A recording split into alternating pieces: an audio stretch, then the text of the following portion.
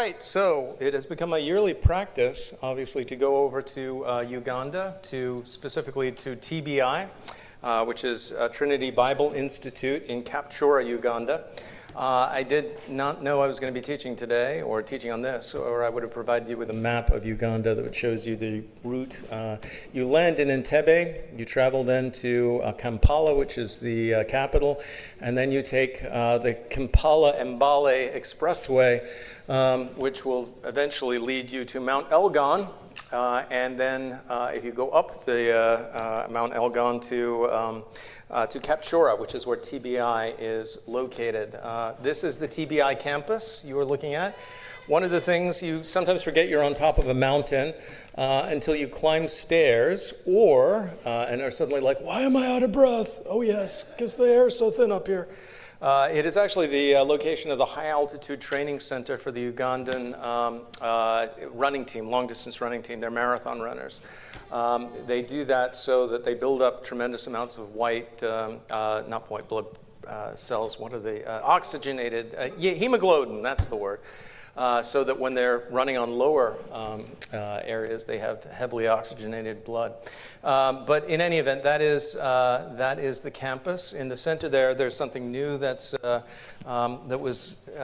their kind of, it looks like a pulpit, and it's designed to symbolize the preaching of the gospel to all of Africa. I know that Elder King was there for the installation of that particular monument, I believe, because your name is on it. So if you weren't, it's telling a fib. You weren't? Oh my word! There it is. Okay, so I've been caught in a lie already. I might as well go home. But in any, it's what? You were there in spirit. When you gather to install the monument, I will be there with you in spirit. So that is actually cloud over there. You don't get fog; you just get the cloud on the ground at the top of the mountain. So move to the next slide.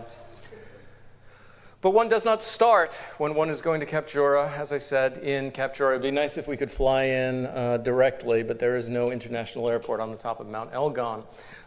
Instead, you start in Entebbe. This is Sam Kasimbo. He was the pastor of one of the churches in Kampala, his guest house in Entebbe.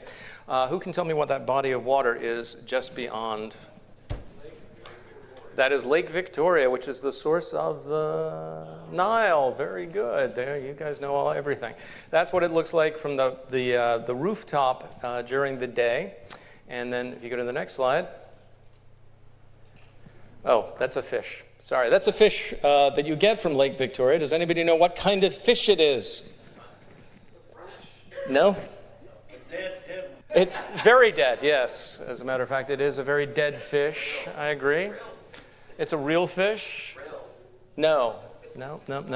It's sometimes called St. Peter's fish. You will find it it's a tilapia. Very good. Tilapia is the most common fish in Africa. It's a freshwater fish. St. Peter's fish is the same fish you find in the Sea of Galilee. I just found that interesting. And that was my first dinner on arriving in Entebbe. You get used to eating fish that way. So it's not bad. The chips are good too. They do them British style, but moving on. Next. All right, another view of, that's TBI, obviously the clouds there. It's kind of out of order, sorry. But in the morning, it's funny, I should have taken a picture of it. I arrived there, and usually I'm coming from North Carolina heat, and I get up there and I'm like, oh, this is perfect. It's 70 degrees, 69 degrees in the morning, or 68 degrees in the morning. And I'll be there, wearing my shirt and stuff like that. And I'm surrounded by Africans who are bundled up like this. They've literally got earmuffs on, heavy winter jackets. And they're like, how can you stand like that? And I'm like, this is perfect. Whether, it does, I don't know, I've got British antifreeze in my blood or something. But anyway, so moving on to the next. These are some of the kids. One of the things about the students who come to Kapchora is many of the students and the workers who work on campus, their children are there as well. So you see a lot of them. You also see, I didn't take pictures of them, but there's a dog and a cat on campus, Fox, and I can't remember. Do you know what the name of the cat is? It's Patricia's cat. Cat and dog. And they've got, it's interesting, 3 female dogs have now shown up on campus. The dog on campus is male. I said to John Sally, you need to drive the female dogs 3 villages away, otherwise you're going to have, it's going to be TBI, home of dogs on top of a mountain, so very quickly. But moving on. In the background, incidentally, is the library. Okay, this is, that was the library building. All right, this is me with my class. The class was Pauline epistles. I had 5 days. No, I actually, practically working out, I had 4 days to teach Romans, 1st and 2nd Corinthians, and Galatians to this class. So Pauline epistles 1. To say it was like a sprint is a minor understatement. Interestingly enough, let me see, how many, if you can guess, how many nations are represented in that photo? 4. Okay, Jamie says 4. Any other answers? Do you represent 2? I only represent 1. That's a good question, though. Is it a trick question? That's No, I'm an American. I disavowed and abjured all oaths and, to King Charles III. I would spit, but not in this holy place. Yes. What? 2 is the guess. Okay, we've had 4, 2. Any others? Final guesses? 9. Okay, 9 is a little over the top, but okay. 1. You would think, 1, the kingdom of heaven. That's okay. So 1 ultimate country, all of us have a hope in. No, but believe it or not, my class was made up of people from Uganda, obviously, but that was actually the smallest group. There were people from Uganda, Rwanda, the Democratic Republic of Congo. So they are refugees. South Sudan, also refugees. Obviously America and Kenya. So 6 nations all together represented in that particular photo. So one of the reasons that I show you that is to emphasize that we're not just training people from Uganda, we're training people from all over East Africa, pastors. All of them are they're pastors, the male guys, obviously, or people who work in ministry in various churches. That would be the 2 ladies who are there. Next to me, immediately to my right, and yawning providentially, is Dennis Kitio, or Kitio Dennis, because in Africa it's the tribal name, then your Christian name in front. And he was the facilitator for the course, so he did all the grading, which I was very happy to let him do, and I did all the talking. He also did they love breakout groups where you get together and you sit down and you hash out like a project. It's like those team building exercises, that kind of thing. I hate them, and I am not anyway. But in Africa they are huge. So anyway, he handled that. I was happy for that. Moving on to the next. All right, this is, the area is, and I've just included some slides in, what I'm trying to do, obviously, is not only to show you the natural beauty of the area, but encourage you so that if we do like short-term missions, you don't think you're going to some sort of blasted desert landscape or a jungle that's impenetrable or anything like that, but that you're going to see some, you wake up in the morning and this is the kind of thing that greets you. So trying to explain to somebody, my normal view is my neighbor's house, and then when I go driving it's strip malls and things like that, and everything's incredibly flat. To be able to see mountains, you can't see it, but you sort of can. Right in the center over there are falls, okay? But these are just one of many, many falls in the area. And they're so unimportant. I asked Ben, what's the name of those falls? Ben's the bursar up there. He handles the finances. And he said, oh, that's nothing. They're nothing falls. So then John Sally said, no, it's the waterfalls. And, so moving on. African humor. All right, so this is a lunch at TBI, and it's all carb heavy. The amazing thing is they're able to pile a pyramid of carbs and then somehow not translate that immediately to becoming gigantic. If I ate as many carbs as they did, well, I've eaten as many carbs as they did, and it didn't do me any good. Moving on to the next. This is a typical African meal. We have, they call them African greens. I think they're just greens with a different name. Then they call, interestingly enough, you see what's around here? They call it Irish. What do you think that is? Potatoes. So, and then rice and beans. So that was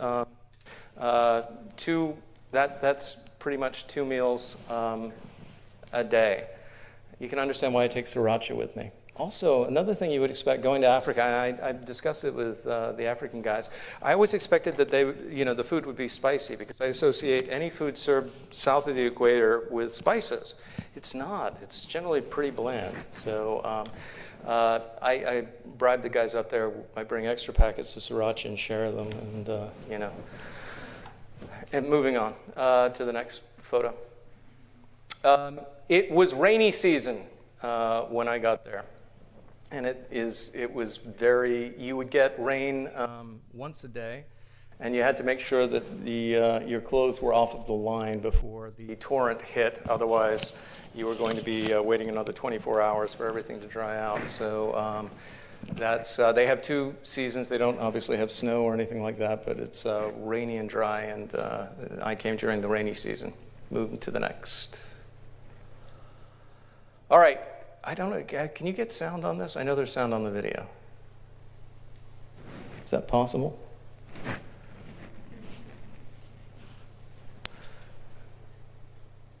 Elder King will know who that is. That's Pastor Bruce Sinclair, who was at one time associated with the IRP as well, a long time ago.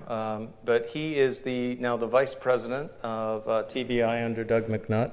That's in the chapel. Chapel happened most days, and you would get either me or Bruce or one of the guys who were coming over to teach would be preaching, or they do have a chaplain. In fact, the facilitator that you saw, Dennis, he is the chaplain of TBI. And then they have various other pastors who will come in and preach. I was going to include a clip from a fellow by the name of Moses, but who was also my facilitator many years ago. They do have the flags of the various African nations up front. That was on a day they were particularly messy because they had moved everything over in order to project up here.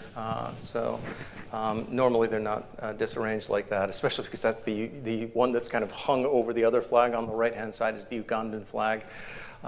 Members of the Ugandan government would be appalled, I'm pretty sure. So don't tell anybody about this. Moving on. All right, as I said, natural beauty. This is, what's the name of the coffee place that overlooks that? It's in Duro. Okay, so I was blessed in that I came in the rainy season. The last time that I saw those falls, they were just basically a trickle, but now they were this raging torrent. Move on if you would. Let's see if I can. So it's through this valley, looking. That would be northeast, I think, northwest. Yeah, northwest. So just amazingly beautiful. If it was in the United States, it would be surrounded by incredibly expensive houses just to grab that particular view. It reminded me of kind of Western Carolina if you had jungle instead of pine trees and that kind of thing, but very, very beautiful. Moving on. These are 3 of the central figures up at TBI. Closest in you have that is Ben Kikende Benjamin.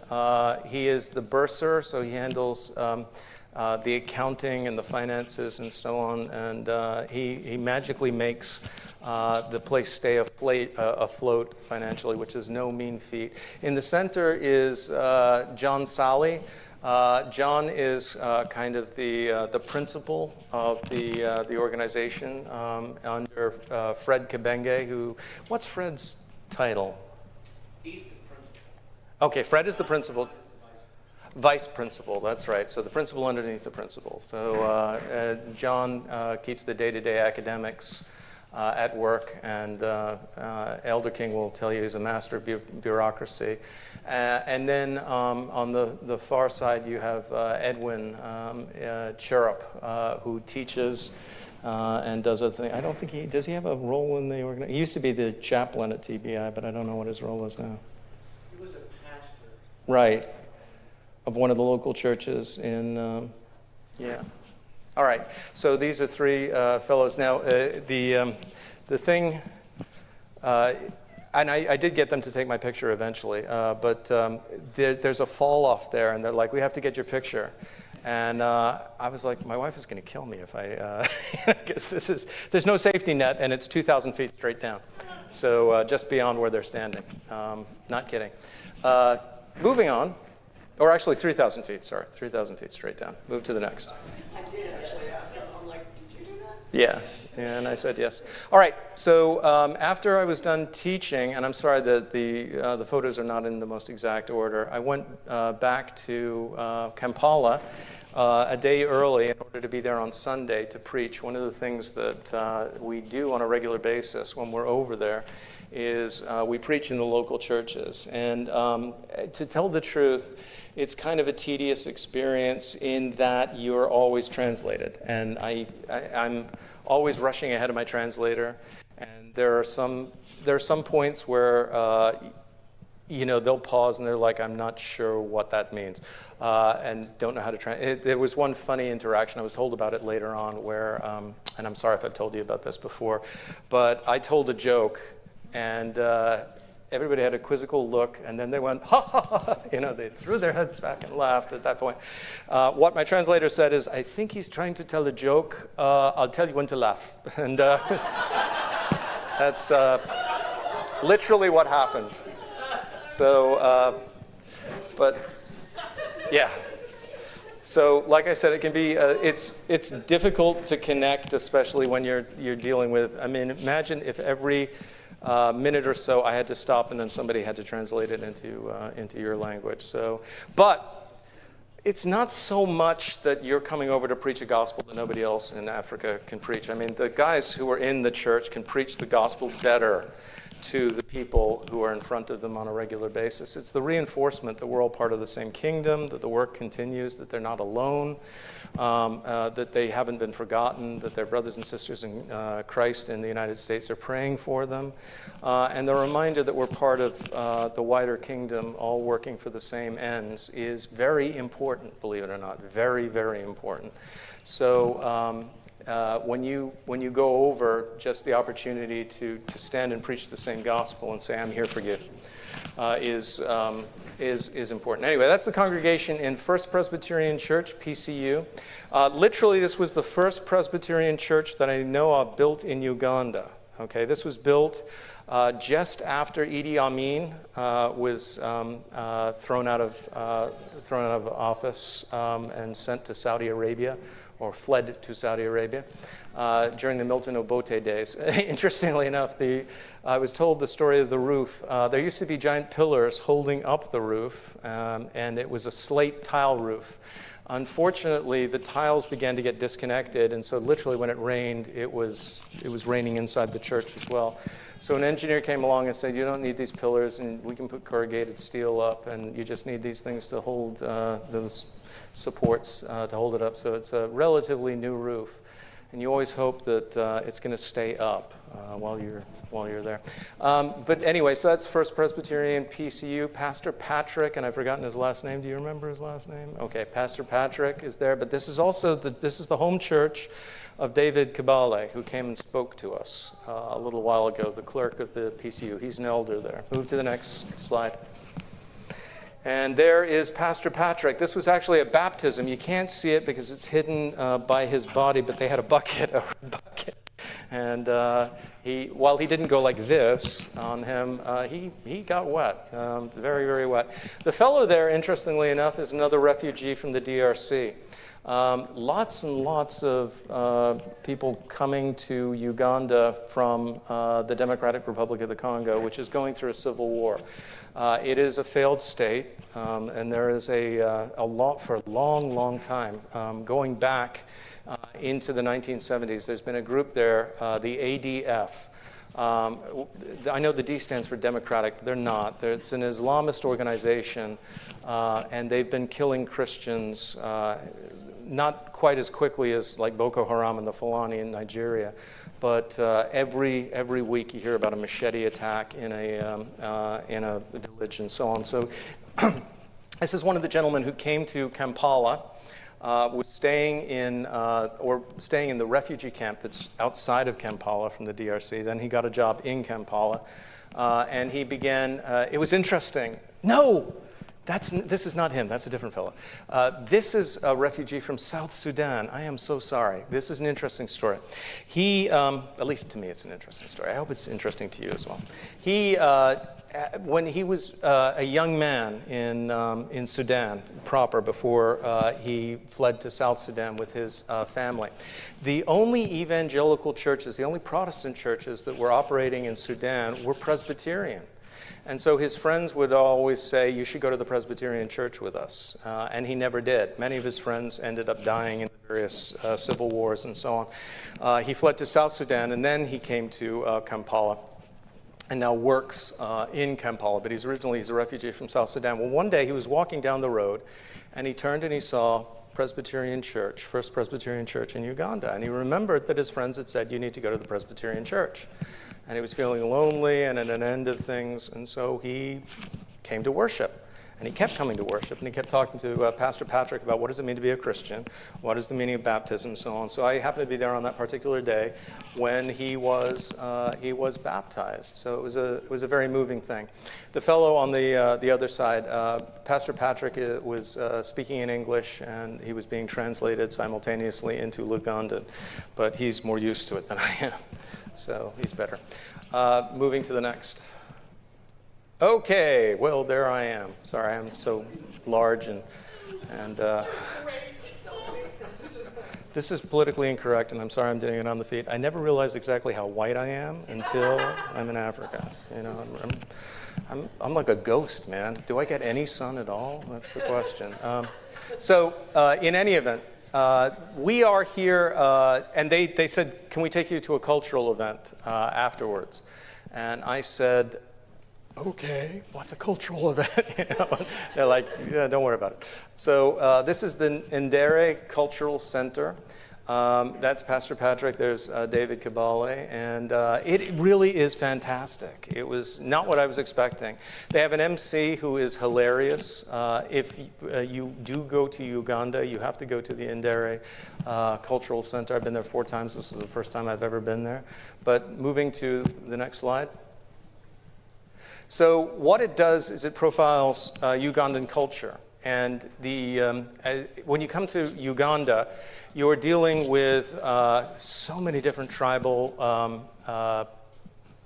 identities within the country, region by region. So what it does is it profiles the customs and particularly the dances and the songs and the music of the various areas. And it's really fantastic to watch. This was a wedding dance. I can't remember which tribe it is. I am so sorry. But this was one of them. And they do an amazing job. The dances are incredibly athletic, okay? So, makes Saturday Night Fever seem tame everybody's jumping and moving continuously. And these guys keep this going for 4 hours. I was like, I would have had a heart attack half an hour in easily, So, but moving on. And they do all the different dances. There's 81 people in the troupe altogether. Go to the next slide. Oh, okay, sorry. We're back to Entebbe. That's the evening. That's Lake Victoria, but you can't see it because it's night. I don't know why I included that slide. But Entebbe at night. Moving on. Okay.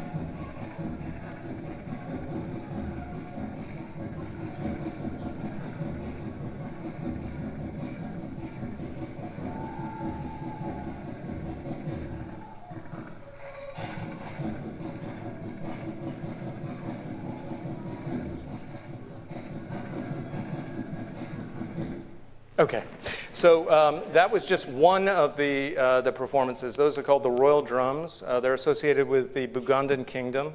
The Bugandan Kingdom's land is used to be much larger. Now it's a very small section of Kampala.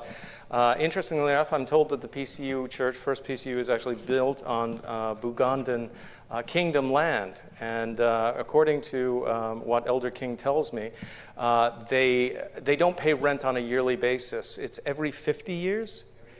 Every 50 years, and their rent is coming up. And here's the terrifying thing. The king decides arbitrarily how much rent you have to pay. So the people in the church are like, we don't know how much we have to pay. But in any event, okay, so these are the royal drums. I could have included another video where they come in actually playing them on their heads, which is fantastic to watch. I would have dropped them and made a fool of myself immediately. Although I missed the viral video moment. I always do. I always start recording at exactly after the peak moment. And there was one part where one of the drummers was, and it wasn't these drums, it was a different drum, but he was hitting them, and the drumstick came, he hit the side accidentally, and it came flying towards me. And so just missed on this side. It would have been perfect for like, one of those viral videos, but there it was. And he's like, oops, Moving on. But this was just one of many for the 4 hours. And the funny thing was, when they were playing these, the ground shook, and you could feel it like vibrating in your gut the whole time. They were. It was really impressive, much more impressive than on video. But moving on. That's the last slide? How did I do that? How did I not include many more slides? So, yeah, I'm so sorry about not including that. But, so, let me show you one of the most important things that you need to learn before you go to Uganda, though. Jamie, come here for a second. All right. Normally, here in the United States, when I shake hands, it's fairly lame, right? Okay. If I don't go through that particular ritual, they look at me like, why do you hate me? Why have you come here to insult me? So, but remember, it's a 3-step process to shake hands in Uganda. Let me open it up to questions. Any questions about TBI, the work in Uganda? I wish I could have shown you other campuses that TBI is currently working on. The campus in Kigali, for instance, we've included some pictures of that last time. And then there's a new campus in Tanzania. One of the amazing things about the campus in Tanzania, just geographically in terms of its location, is you have the campus, and then literally you can see Mount Kilimanjaro and the snows of Kilimanjaro off in the distance. This is one of the only places in Africa where they have snow. So it was funny, I was talking about snow with Benjamin. He's going to go on a hike to one of the highest mountain in Uganda in order to see snow for the first time in his life. And I was like, as a kid, I couldn't wait to get away from that stuff, because you could literally be covered in a snowdrift. You just did not understand that. But questions about the work? Or yes, John.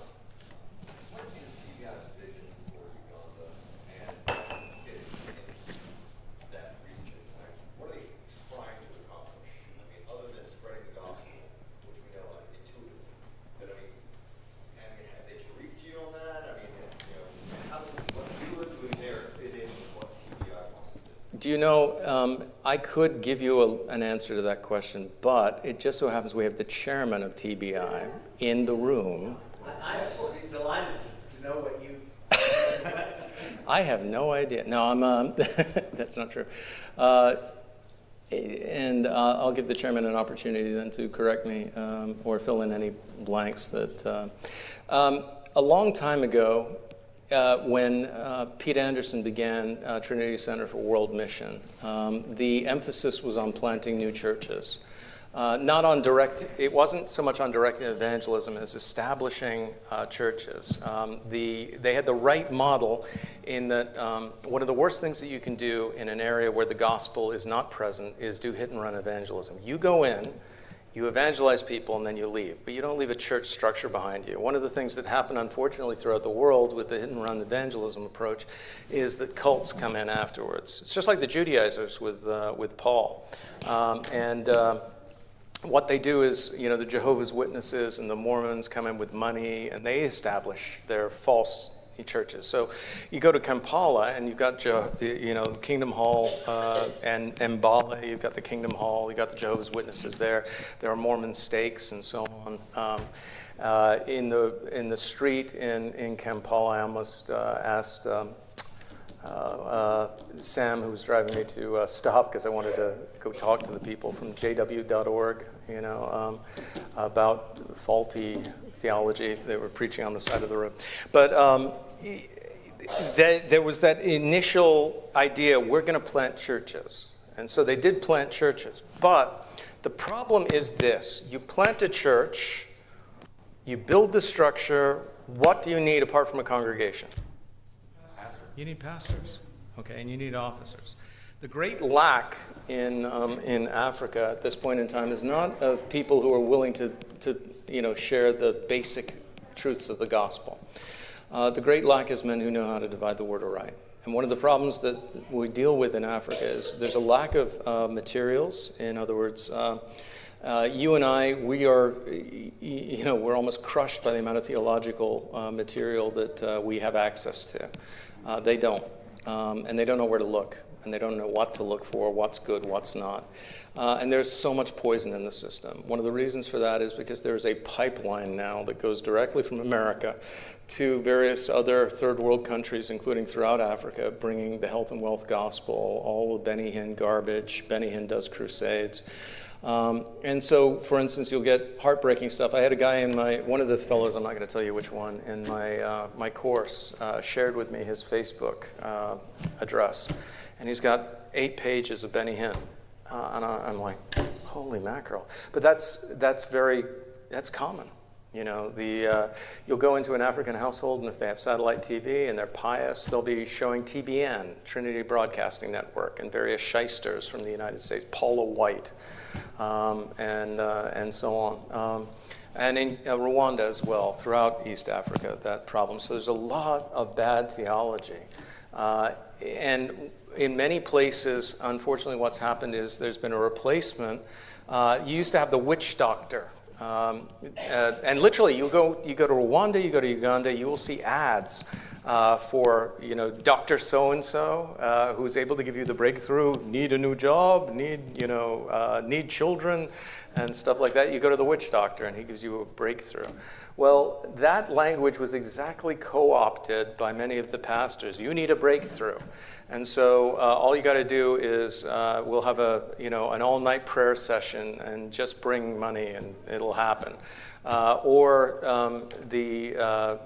Unfortunately, the sexual corruption over there is pretty legendary as well. So you get a lot of pastors who will tell women in the congregation, "Oh, you need children? Come with us to the all-night prayer session in the bush, out on the hills," and all sorts of nefarious stuff happens.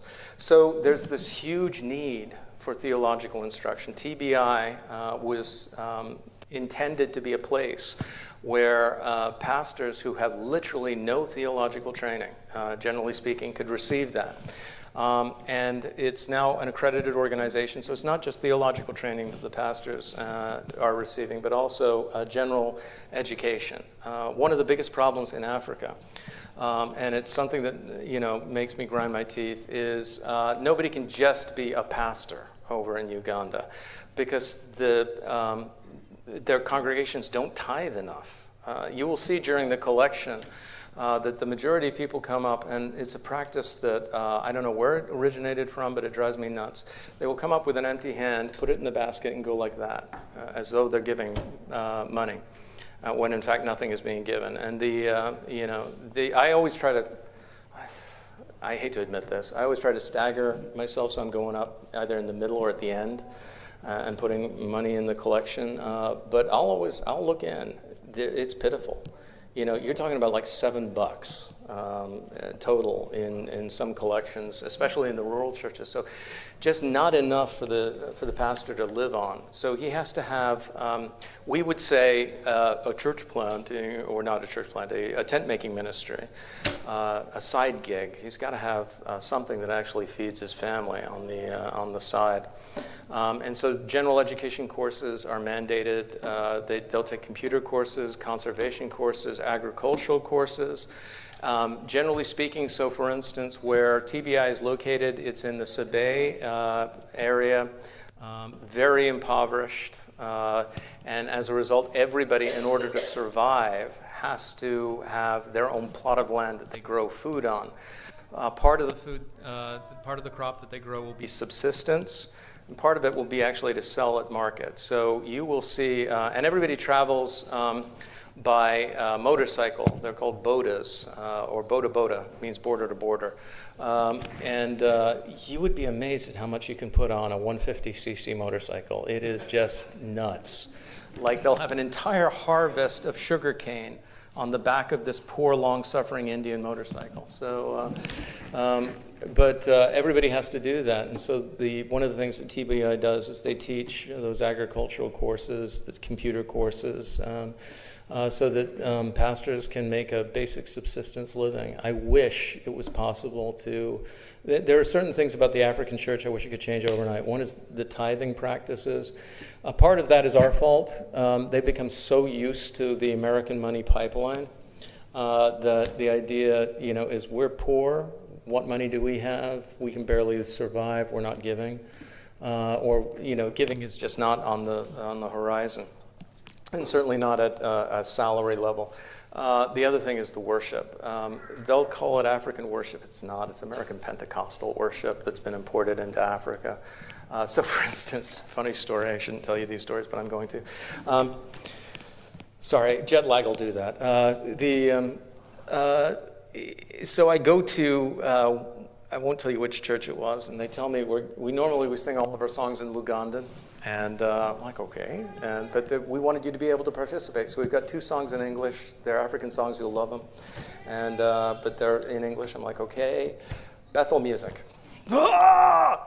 And they're like, why didn't you sing? I'm like, because it's heresy. I didn't say that, but from America. Ah! So all that to say, we've sent so much garbage over there that we almost have a duty to come in and yes, preach the truth. So that's the vision is to have an educated ministry and men who are able to rightly divide the truth throughout all of East Africa, Rwanda, South Sudan, and so on. That the gospel will advance, and the gospel will be able to stand firm against all of the forces that are coming in. Because you got to believe that the petrochemical countries are pouring money into. They've actually got a program now. They were talking about it you can see it in Kampala. All the largest buildings now in Kampala, on the skyline, are mosques, and they're just building them. They don't get a congregation. They build the mosque, and they say the congregation will come. And so they are working as hard as they can, and they're sending over Wahhabist imams. Trained in Saudi Arabia, trained in Turkey, and Turkey's pouring in a bunch of money as well. They're going hard, trying desperately to, and it's had an effect. Nominal. It used to be most Muslims were nominal. Now they're becoming more. Unfortunately, they're becoming more fundamentalist. Somebody told me on the ground, I can't remember who it was, that over the last since 2000.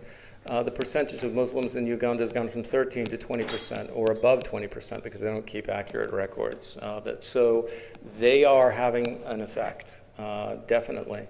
And then you've got the Western nations through the universities are attempting to corrupt them pretty hard. Like, for instance, up until the new administration, American money came with the caveat, you better push LGBTQIA, which they don't, by God's grace. But the sidebar to that is China's filling the vacuum. very quickly. When I went over on this particular flight, the first time I went in 2022, there were hardly any Chinese businessmen on the plane. This time when I flew, 50% of the plane were Chinese businessmen who are expanding their influence. And it's not just a business influence, it's a cultural influence within the country. So do you want to pick up on any of the other things that TBI and TCWN exist for? Thank you, Pastor Webb, what you said is very very observant.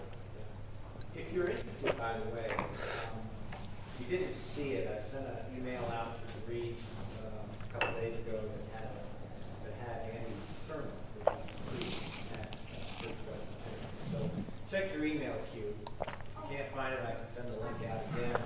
Hopefully we can get that sermon maybe on sermon auto.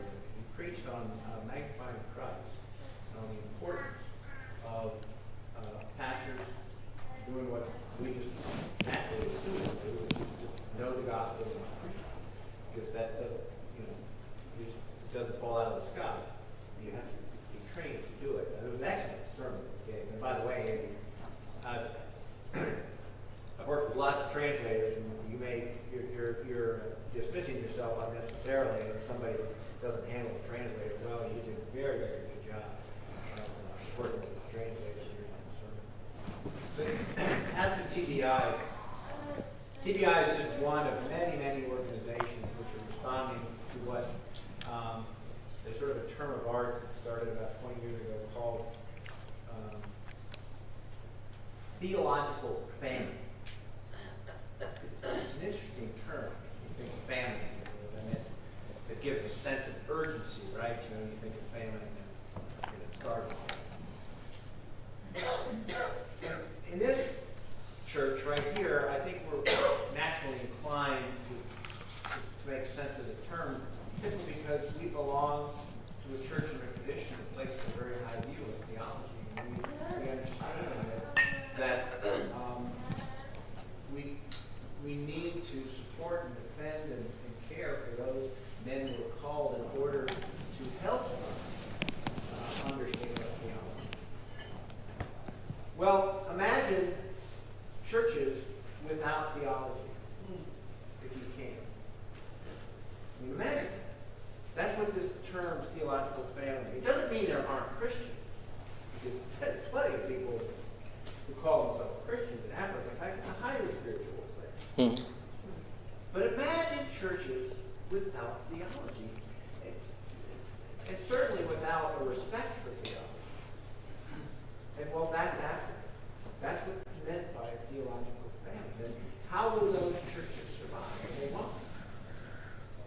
They will be corrupted. I mean, look what happened 150 years ago in North America when we, all went down the liberal Christianity road, and churches just jettisoned theology. Well, they're hollow shells of themselves. So there are many organizations which are seeking to restore, to deal with this theological famine, which is a first things proposition. It's a fundamental proposition. If you go over there and plant and teach people how to grow corn better, or plant, or dig wells, or teach schools, and don't fix the theological famine, nothing's going to change. So this is a first thing proposition. And TCWM, just a drop. Probably massive. And we don't pretend by any stretch of the imagination to be anything more than one more worker in the field. But it is absolutely essential work. And it is so difficult to get Westerners to recognize how critical this is. And unless you are brought up and sit under preaching like we receive here, and you belong to a denomination like we do, you don't understand how important theology is. I mean, I'm preaching to the choir, I know that. But we have to let people know that, and why do we care? Why, at the end of the day, why should we care? So they have a theological famine in that. We care because that's where Christ is putting his church. And you've heard this before when we talked about it. By 2050, 2060, somewhere like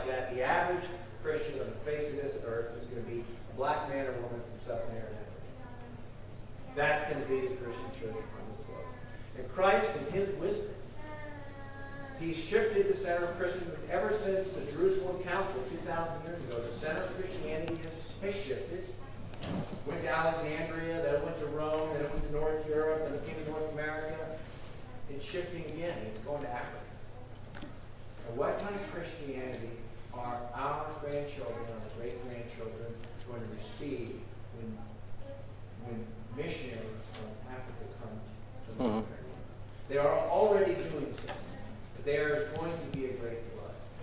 And so we as holders, as people who inherited a great tradition, we have an obligation, right, to make sure that our traditions not only preserved here, we certainly have that obligation, but to help pass it on through this exploding population of Christians in Africa.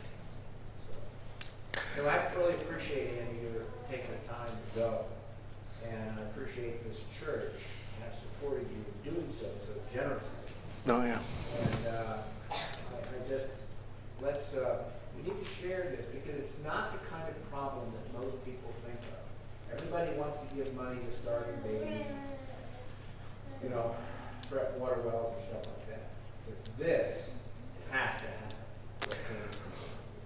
happen. Just in closing, one of the things that I was impressed by was, or made an impression on me, and it always does, was in class how quickly you will rabbit trail into topics you never expected to be discussing. So Pauline epistles, we get to Corinthians, disordered church.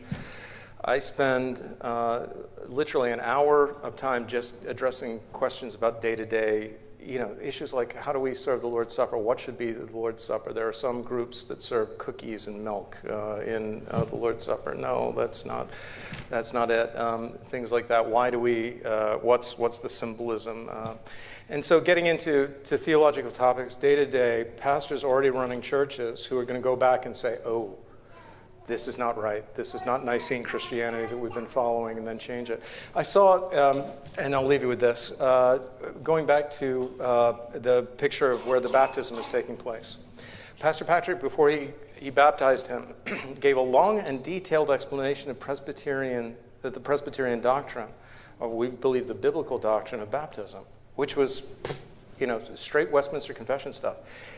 You will hardly find that in the United States, much less in Africa. So the teaching that TBI does is critically important for preserving the historic Christian faith. And although they are, as Charlie said, just a drop in the bucket of the overall African landscape, our desire is to see that multiplied as people hear that message about baptism and doctrines like the Lord's Supper, and then they convey that, or they go into the ministry themselves and they convey that kind of, so it multiplies.